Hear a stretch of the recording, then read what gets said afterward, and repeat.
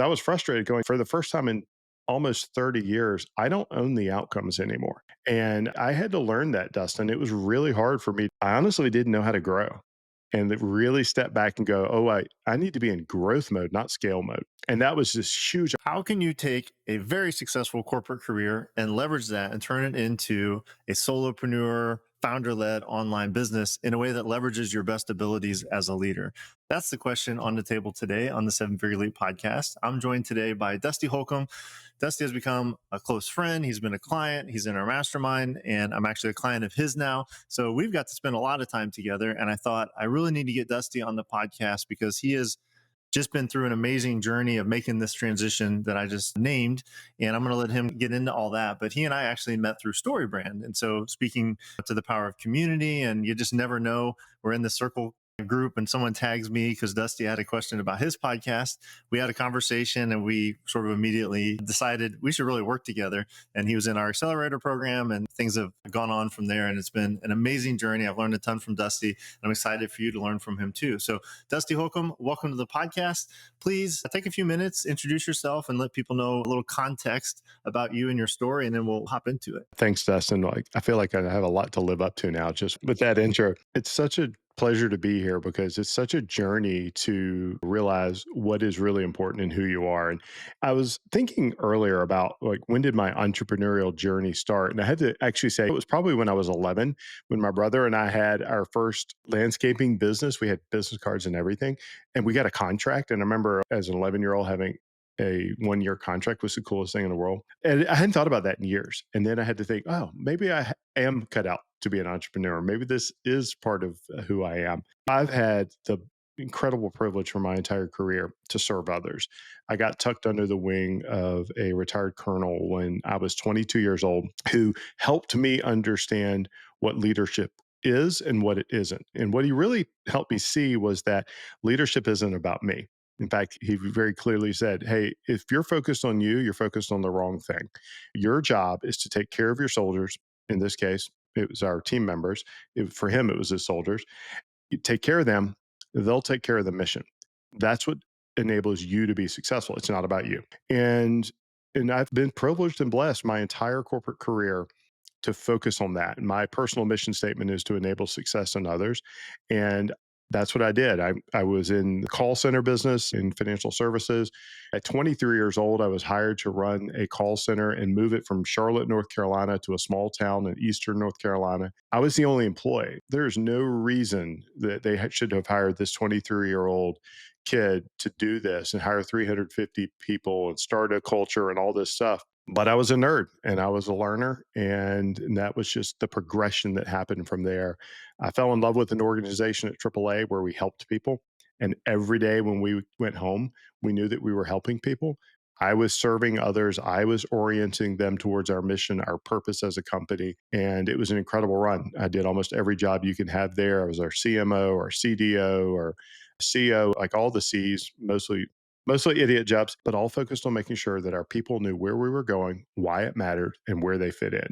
And I left that after we were acquired. We went from being very lean and entrepreneurial. My last couple of roles there, I'd been the guy that would take our businesses and scale them. So we would get an idea and then I would scale it up to a bigger deployment. And then we were acquired by a much larger firm, which was great, but incredibly different to go from 1,500 employees and you can do anything with a drop of a hat shift to, hey, we're going to work with 10,000 employees and there's 250 staff attorneys and nothing changes. I had my moment when I was on a call with 269 other people and realized after 3 hours, as a math nerd, I'm calculating the cost of call, going, this is not for me. Then I had the privilege I was the CEO at Red Stake Fulfillment at a fast growth e-commerce logistics company. And when I exited that, I decided I would finally follow my call.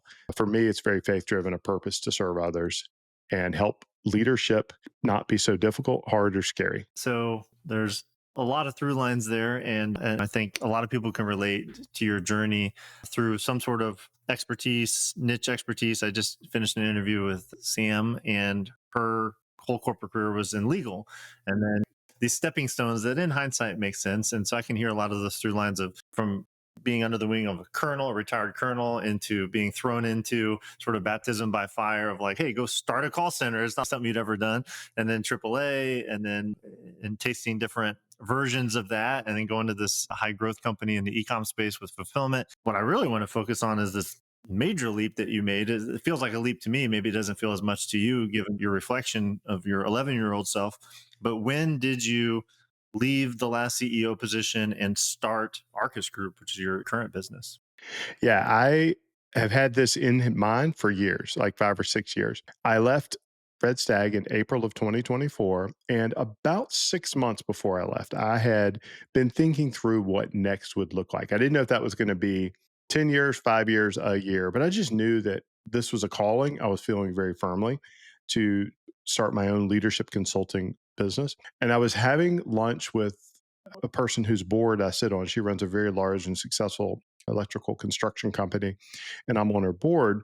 And we were having a conversation. I said, I think my next chapter will be helping CEOs and key executives, leaders, entrepreneurs navigate the challenges of leadership. I'm going to start my own firm. And she literally came out of her seat and said, I will be your first client. Do that. And so when the day came and I decided, for me, it was a reflection period. I had to step back and be very intentional and journal and read and pray. And like, is this what I want to do? Because I could take the next phone call from the headhunter and go do the other CEO gig, but that wasn't where I felt called. And for most of my life, I've been focused on the goal and I've been focused on being in charge, maybe even too much about grabbing the next role. And in this case, I felt like I needed to fully surrender. And when someone like Bridget was able to help me realize there is good work to be done and impact to be made, and people who want that, then I'm going to listen to that call. So for me, it was actually for the first time in my life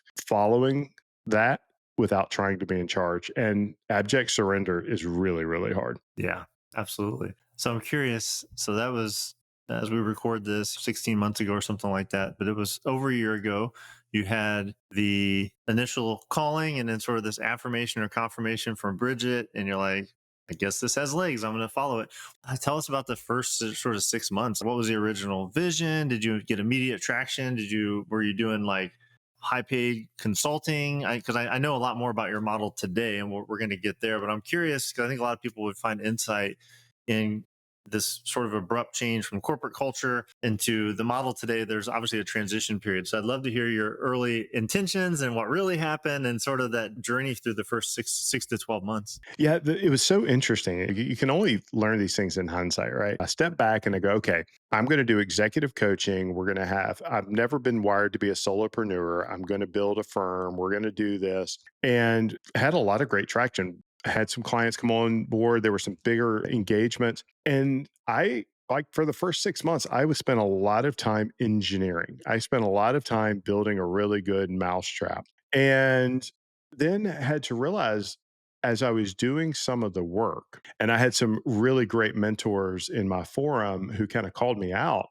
And because I was frustrated going for the first time in almost 30 years, I don't own the outcomes anymore. And if you're advising someone else on things they can do, you don't own those outcomes. And for me, that was pretty jarring. I honestly was like, I don't know if I like this. I like coaching people. I love helping people, but I don't like it when they don't take action. I don't like it. And I can't fire them because they're paying me, right? Yeah, so it was this navigation of, is this really what I want to do? Is this the right thing? Am I in the right place? And somebody had told me when I started this entrepreneurial journey, they said, no, don't worry. Whatever you're doing today, it'll be different a year from now. Don't fall in love with what you're doing, fall in love with why you're doing it.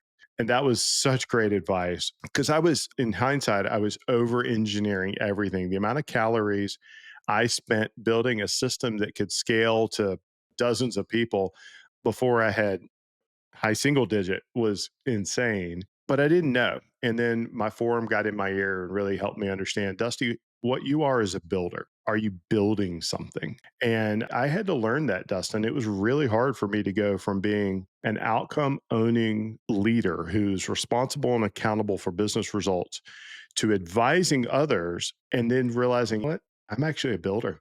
That's what floats my boat. And I was so focused on, because I've spent my entire career on scaling businesses or running businesses at scale. I honestly didn't know how to grow. and that really step back and go, oh, I need to be in growth mode, not scale mode. And that was this huge, that was only about, gosh, 6, 9 months ago when I sit here now and realize that. But the intent never changed. The why never changed. What I had to figure out was how and what. My how had to evolve, how I'm going to do this, and what I'm going to actually do had to shift and evolve. And now I can focus on building something. And then I can go, oh, wait, these are outcomes I own. I can help other leaders and I can create outcomes that matter. That's awesome. So I want to unpack some of this nomenclature. The summit for StoryBrand last year, the theme was build, grow, scale, I think. Build, grow, scale. Yeah. Or yeah, build, grow, scale. So anyway, that's what they said. And but you just made a distinction, like you came out of the gates like I gotta scale something, right? Which I think all of us would have that vision of what that means. Something big, kind of a big company, a quote unquote real company, something that could be considered a corporation or at some point. But you said it required you in the how to actually not do the scale thing, at least not yet, and go back to growth. What's the distinction there in the way that you use those words and how they affected you in this realization you had about, sounds like about halfway through this journey from last year till present day? What I realized is I was putting so much energy, effort, and time in architecting and engineering a system. It's so funny. We always need a coach, right? Every great coach needs one because they can't see their own blind spots. And I often find myself laughing, going, wait, I'm coaching something on something my coach just coached me on. But what it was is I would put a lot of effort and energy into building a product, building productizing, and which I love doing. All right, what are the 19 ways that this is going to manifest downstream? And what is the right CRM? And what is this going to look like when 60 people are using it? Blah, blah, blah, blah, blah. All good things. In the meantime, I need to get the first one on it, treat it as an MVP, test and learn, iterate and grow. And it took a moment. And you actually helped me unpack that. I was going to say, I remember a conversation you and I had. So yeah, I want to hear your recollection of this. It was this, for me, scale was getting locked into the 17 steps as opposed to the next three that matter. And then going, oh, okay, what are the next three that matter? Because whatever it is, I need to test and learn. I need to rip off and duplicate. I need to actually get this in front of a customer and treat it as an MVP and not treat it as a productized perfect thing that now I've painted myself in a corner about. As a person who's running this with myself and a VA, it's like, wait a minute, I don't have time and energy and resources to waste. I need to actually focus on, let's just go test this thing and see if it even works because it may be a terrible idea. I'm not going to know until I get in front of a customer. Yep. I love that. So I think it'd be useful to talk about the business as it exists today, fall of 2025, as we're recording this. And then maybe we can kind of go back and fill in the gap between when you had this realization from, I need to go MVP growth, just fill the first thing and talk about that transition. But I think for people to have context and the like, what that has resulted in, yeah, tell us about what does Arcus Group do? How do you deliver value today? What's the type of clients that you serve? We can get a little more into your model, lead generation, all that kind of stuff. But I'd love to just kind of in a snapshot, what do you do at your business and who do you serve? Yeah, what we do is we help high performing, outcome owning leaders get focused on what matters most so they can lead their teams more impactfully. And that's a whole bunch of alphabet soup. Let me tell you what it really means. Enabling leaders to make better decisions means they have decided in advance what's most important, set clear expectations for their team, and created a culture of accountability. And so that's what we do. And so today we're doing that through leadership cohorts, leadership impact accelerators, where we can help leaders walk through frameworks that we know work, like frameworks that I've built and tested over my 25 plus years of executive leadership. We give them the time and space they need to install those frameworks. And then we surround them with other minded leaders who will question them and hold them accountable. Because that's what great leaders do. Great leaders aren't looking there to be right. They're looking for others to help figure out where they're missing, what's going on, what is it they may not see. So we've shifted from just doing, like I still do executive coaching and I do CEO mentoring where I am partnering with CEOs, helping them navigate the challenges because it's hard unless you've been in the seat. It's really difficult. You just don't understand the loneliness and all the things. So having someone who will call you on your own stuff and help you navigate is incredibly important. But what I found most rewarding is putting like-minded leaders in a room and getting them focused on the right thing and then watching the magic happen where they sharpen each other. And it's really, really cool to see these cohorts grow together and grow more impactfully as leaders. So menu of services. You still do executive coaching, which is maybe version one vision of this. You're doing CEO mentoring, which is a really specialized service because you have to have had to have been in that seat, in your case, in a couple different organizations for an extended period of time. And you have the coaching bone or coaching gene, coaching ability to not only be a CEO, but then to be able to like advise CEOs and mentor CEOs. That's a whole different skill set. So you're doing that. I'm sure that's a higher ticket one-on-one service. But the core and the thing you kind of lit up when you're talking about it was this cohort. And so cohort group coaching, yeah, explain what the structure of that is, like how long is it, how many people are in it, what types of people are in it, so people can kind of get a snapshot of the core of your business model, at least at the present day, is a cohort based group coaching program. So tell us a little more about that specifically. Yeah, the cohort base, we had two. One's the leadership impact accelerators, and these are for owning leaders. These are principally going to be entrepreneurs, founders, or owners, key executives of the business. And to be honest with you, Dustin, it's really fascinating. This is why I knew I was on the right path. I had people in our most recent cohort who were solopreneurs. And then I have someone who's the general counsel of a company with 300,000 employees. The problems are exactly the same. The problems are exactly the same. It's how do we create impact through others? And so we put these folks in a group in our impact accelerators. We walk through a very intentional building curriculum that goes from leading yourself to leading your team to leading an organization. I have a firm premise that in order to be an impactful leader of others, you have to lead yourself first, like full stop. If you're not willing to do that, you're going to run into a wall because you're going to be capped in your capability based on your willingness to grow as a leader. So that's what our leadership accelerator cohorts are. We run those for 12 weeks. They're intensive and we meet twice a week, and it's both group coaching and individual coaching. One of the most valuable things that we found in doing this is we also take these groups of 12 people and we break them into groups of three or four. And so those become the accountability circles. And what's really cool about that is, and this is what I wanted to do, was create relationships that lasted well beyond the end of that 12 weeks. And that has been really neat to see. We were wrapping up a cohort as we record this earlier today, and that was what kept coming up. Oh, my circle, we're going to keep it in touch. They've got their own group chats going. Like, love that. That principally, the number one ask we hear from leaders in those groups is accountability. They want to be held accountable for what they've said they're going to do, because most of them are in organizations where they are the purveyor of accountability, and it's really hard for them to be accountable to their team. So they're looking for that. And that then goes into what we call our concilium, which is our mastermind type of group where it's a 12-month enduring relationship where we are a council to help serve and support each other. It's very different from working one-on-one with CEOs, but it's so much fun because the ahas are like every single day. Well, not coincidentally, we have a very similar business model. I don't have to go through mine because people listening to this are probably familiar with it. Same idea though, 12-week, 90-day cohorts. In my case, it's more of a marketing focus. We go through the podcast profits accelerator, and then you're in our larger community because we've been doing this 3 years. We got a couple hundred people, and then some of those people go into our mastermind.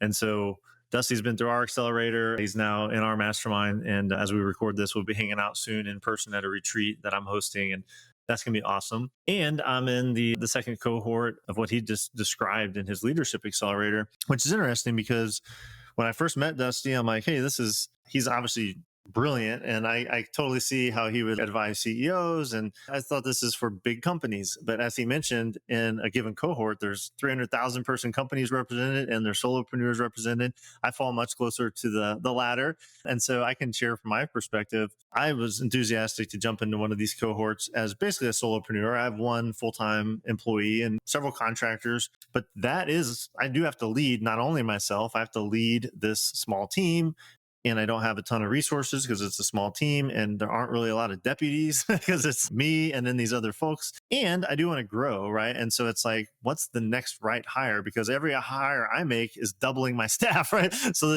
these are important decisions. And so even though it may be on the surface, I was like, am I a quote unquote leader? Do I need leadership development? One of the things I realized last year in my own business is like, heck yeah, I do. That's the next chapter for me, is stepping into a leadership role, even if it's with a very small team. So anyway, I thought people might appreciate the behind the scenes of sort of you and I met through StoryBrand. The funny thing was, Dusty was like connected with me because someone was like, oh, he's wanting to launch a podcast. So he talked to me and I'm like, that's cool, but you should really do guesting. And then he came over into our world.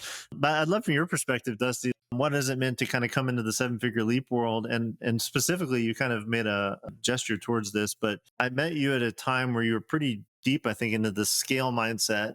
And I know we had a conversation that sort of like within a week or two, you had your first cohort full and you're like running. And I'm like, this guy takes action. But there was something in that conversation or something at least proximate to that that seemed to really make a shift for you. So I love from your perspective kind of what happened as we got into the work that we do with you. Yeah, it was so fortuitous and such a blessing. We were connecting because I was launching a podcast and somebody said, "You got to meet this guy." And I went, and then I realized as we were talking, I'm like, wait a minute, I am trying to re engineer what's already been built. And anyone who's ever worked with me or for me knows that my favorite words are R&D.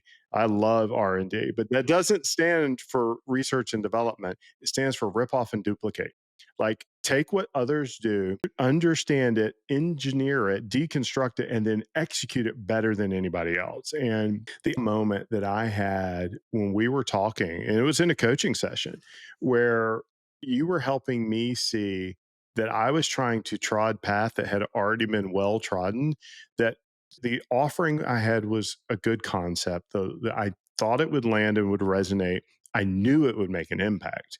And what I needed to do was get out of this 17 steps down the highway road and just launch and learn. And you actually had a podcast episode like how you filled your first cohort. And I must have listened to it. I could probably repeat it ad nauseam and went, okay, like I can do this. I can take this concept, make it uniquely mine for what I do. This is not Dustin's why, this is not Dustin's how or what, but I can take the process and learn from it.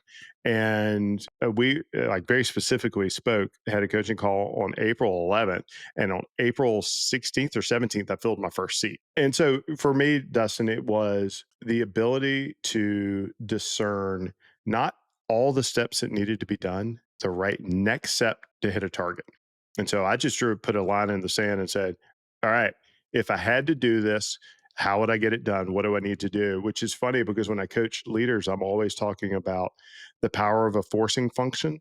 If you only have 7 minutes, don't say, well, I need more time. Give yourself 7 pure focused minutes and you can solve a lot of problems. And so I forced myself down that path and haven't looked back. Yeah, that's amazing. Yeah. So sold out his first cohort, sold out a second cohort. We're talking right in that point in time. And it's a really pivotal point in time. And I'm 17 cohorts into the work that we do, but the first one's super unique. And then the second one has its own sort of stressors and its own sort of challenges, I guess you could say. But it's also the momentum is really starts to build from there because you're really building a flywheel effect. You're growing a network of community, which allows you to then launch a mastermind. And there's all this great stuff that comes. But I'm not going to pretend that 0 to 1 can be really challenging. And almost everyone's initial inclination is looking outside to be like, oh, what out there am I missing to be able to get my first cohort? And really, to boil it down, I think my advice to Dusty and what he heard in that podcast was, you already have everything you need to fill the first cohort. You need to get off your ass and go do it. It was sort of like, don't worry about the scaled out version. What resources do you already have to tap into? And then you heard within 5 days, I'm not taking credit for this. This is a reflection of Dusty's leadership and self leadership. He's started, and then it was the wins in our circle channel, seat number 1, seat number 2, seat number 4, and he was off to the races. So that's awesome. I appreciate you reflecting on that. Let me add one thing there because I think it's really important. And you said something that triggered. I didn't need to have the entire thing done before I started the first step. And that's what I said. Oh, I don't need to have 12 weeks of what I now know is like great, rock solid, perfect content delivered before I start. In my mindset, I needed to have the master's degree program written before I started signing up students. And it was like, no, no, no, no. I can actually build this while I'm launching. And that was the momentum I needed. That's awesome. And that's a great forcing function. So if anyone's listening and they're like, yeah, I got this idea, I want to do this thing, go sell one, commit to a date when you got to deliver at least the first week. If it's in a group, if it's in a format like this, you'll get it done. You'll get that first week done. And then by the second week, when everyone's showing up on Zoom, you're going to have something ready for them. And it's going to be a minimum viable version. and just let them in on it. Like, hey guys, this is a founding group. You're co-creating this with me. I'm giving you my best V1. I'm going to refine it. And as I refine it, you're always going to get the best version, right? I'm not cheaping out on you, but I want this to be a co-creative process. That's a really powerful way to create a new program, launch a new offer. And yeah, Dusty's living proof of that. Anything else about your journey or the present business model, kind of a gap we should fill before we move into sort of letting you teach us a leadership principle? I think there's not a missing there, but I would reinforce just for anybody listening the power of solving the client's right next problem. That's just got to be the overarching burning thing. And for me, my entire life has been around what is the problem the customer is trying to solve. Let's solve that. And deep listening, even from my very first call, talking to someone, going, what is it you really need? And like that informed the product. Is it going to be what everyone needs? No. But that just has to be an ever present burning passion and desire, because that's what allows you to iterate and not fall in love with your own cooking and go, okay, this is what the customer needs. Let's solve for that. Yeah, the right next problem. That's a keeper as far as a big takeaway here. There's a lot of other cool stuff about Dusty, but maybe we'll do a more personal episode. But he's a 5-time Ironman, has a whole cool business with sport fishing, all this stuff. When I get Dusty on the microphone, we're going to talk about this stuff. But I think we should keep it towards business today, and we'll talk in person about some of these other cool adventures.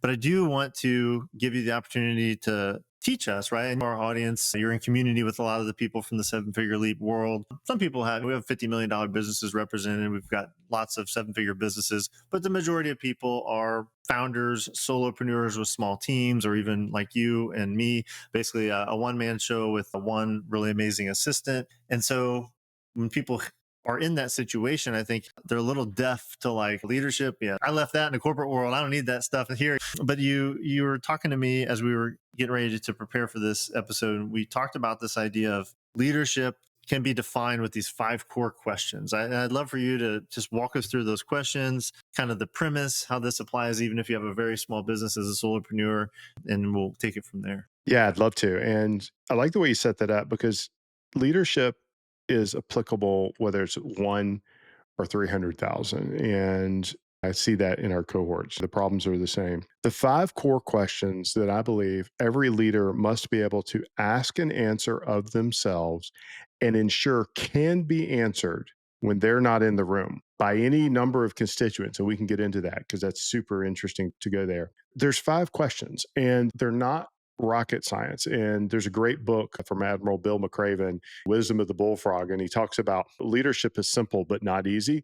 Well, these are simple questions, but they're not easy because they take an incredible amount of intentionality at a self leadership level and at a team leadership level to ensure they're done well. Question number 1: why are we here? What's our purpose beyond making money? And when I was running large organizations, people would say, well, why does that matter? People don't care about purpose. That's not true. People absolutely care about the purpose. Why are we here?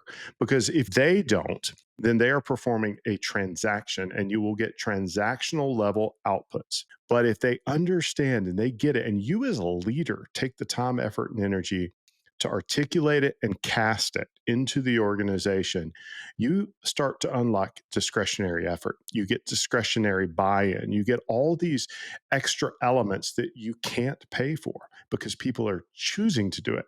They're not having to do it. So, question number 1: why are we here? What's our purpose beyond making money? And you can tell a great organization when the leader knows it and the people can answer that question about it without that leader being in the room. It could be one other person. Question number 2: where are we going? It's so obvious, right? Like, what's our vision? People want to know. The amount of complaints I've heard from employees when I would do skip level meetings or town halls, and like, we don't know where we're going. Why does this matter? That is such a simple question, but it's so fundamental. There was a Harvard study of, I don't know, maybe 5 or 6 years ago, where they talked about 95% of the people in the organization don't know or understand the strategy of the company. Well, it makes sense in the big corporate world, but the inverse math is much more interesting. That means only 5% of the people in your business actually know what you're trying to accomplish and why you're trying to accomplish it, and they're actively helping you do it.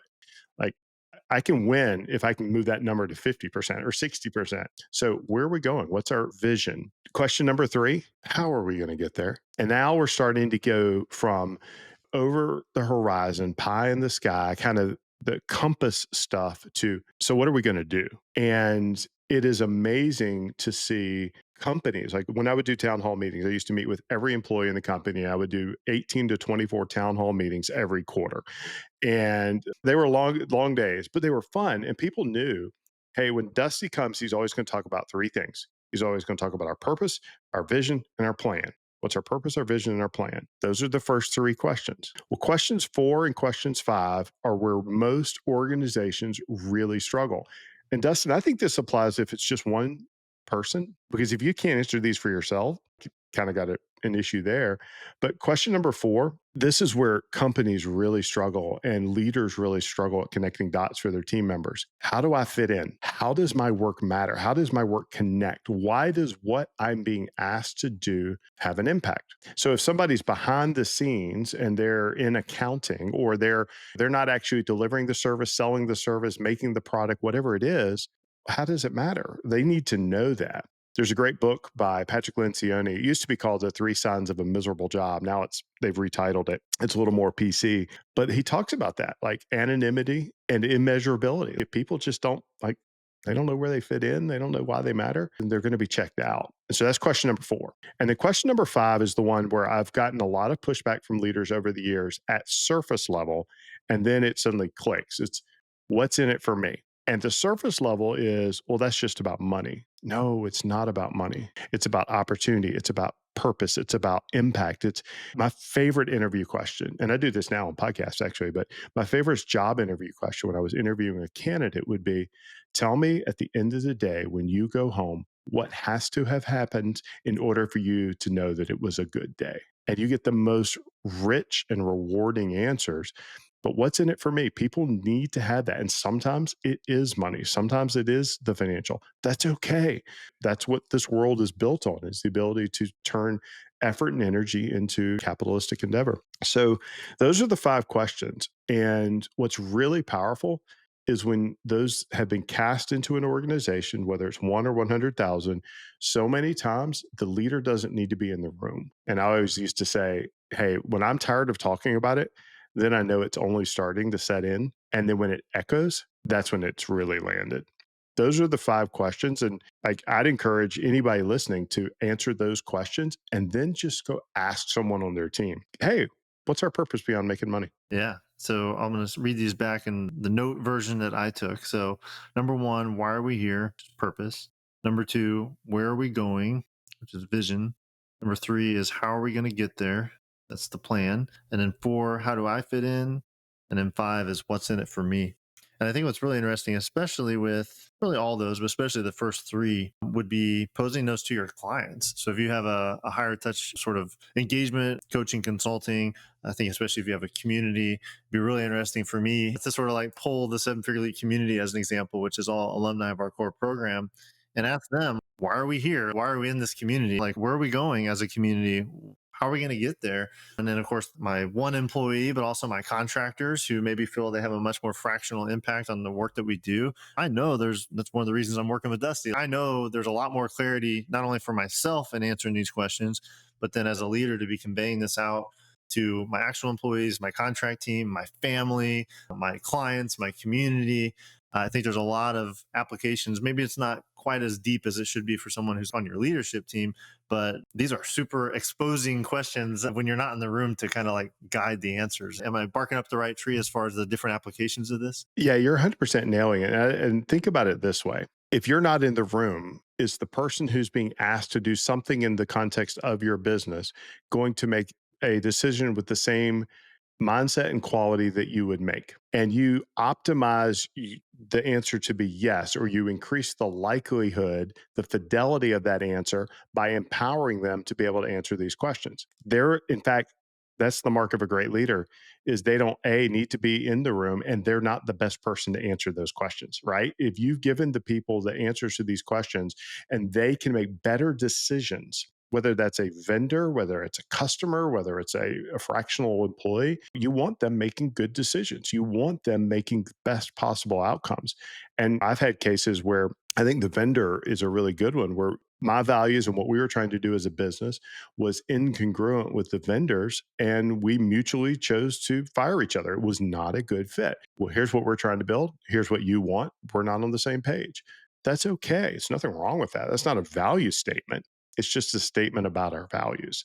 And it's really, really powerful to simplify and decode and decide in advance what's most important. So the loaded question we could do a whole interview on, but in a very summarized version, how do we do that? So I would assume step one is to actually have clarity for ourselves as the owner or the leader that there are answers to these five questions and that we know what they are. But if we have a small team, for example, how do we convey this? Like, how should they know what our purpose, vision, and plan are? Yeah, first step, you're spot on. Answer it for yourself. Second step, ask the question, build the relationship. Hey, I'm working on this. I'd love to know from where you sit, what do you think our purpose for existing as a company is? People will tell you, invite others into the conversation. We have to be really careful because sometimes questions can be seen as weapons and we're not doing it that way, right? We're just asking the question because what we might actually learn something.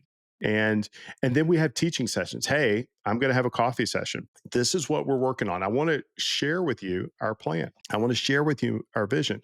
I've started talking about my BHAG a little bit more because A, it scares me to death, and B, like I can't do it by myself. So I might as well tell others and they may be able to figure it out. But share the information. I think sometimes people want to hold on to things as if by holding on to it, they're going to make it better, but it's not that at all. So, coffee sessions, lunch sessions, one on one sessions, teaching. And then the most important thing of anything is when you get into reinforcement mode is to connect every possible positive or negative behavior to the vision, to the plan, to the purpose, and go, hey, I noticed this last week. This is what happened. It's incongruent with our purpose. I want to talk about it. And we're just going to have a conversation about it. But you can't let things slip. And then if it's great and if it's aligned, man, you celebrate that from the rooftops. We recognize and reward behavior because those are the personification of what we believe. It has nothing to do with the words, it has everything to do with the behaviors.